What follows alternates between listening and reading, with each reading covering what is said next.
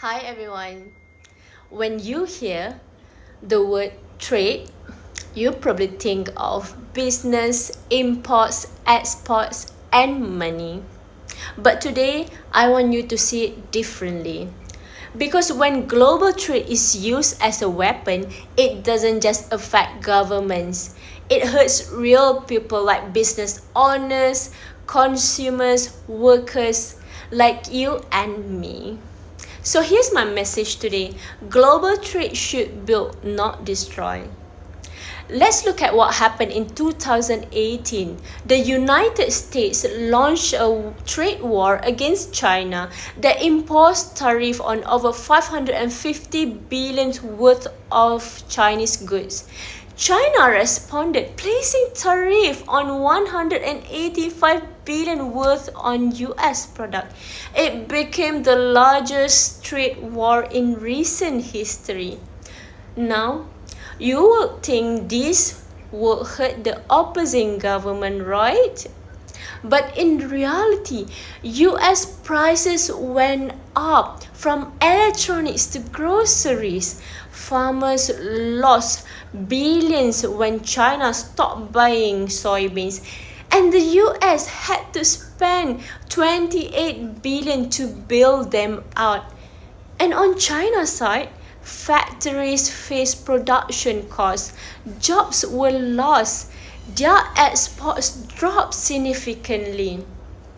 But here's the thing, even countries that are not involved in the war, like Malaysia, felt the impact.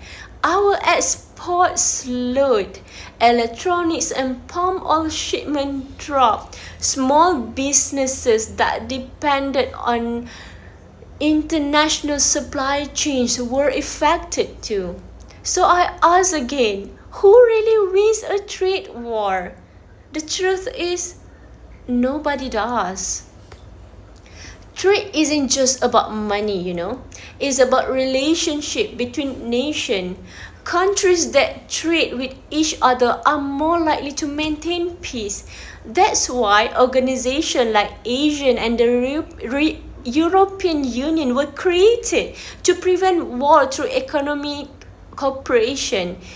But when trade is used to punish, it breaks that trust. And trust, it is the foundation of diplomacy. Once it's broken, rebuilding it takes years, sometimes even decades. Now, I'm not saying the global trade system is perfect.